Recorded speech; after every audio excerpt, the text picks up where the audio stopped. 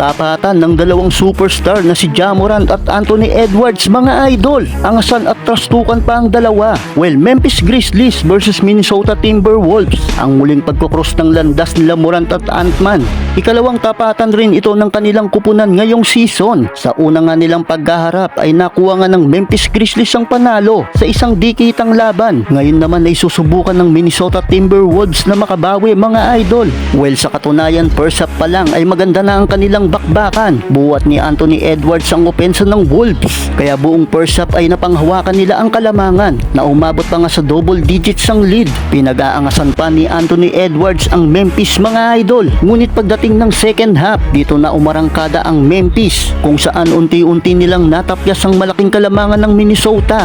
At sa fourth quarter nang biglang napatake over mood itong si Ja Morant, kumana ito ng 19 points.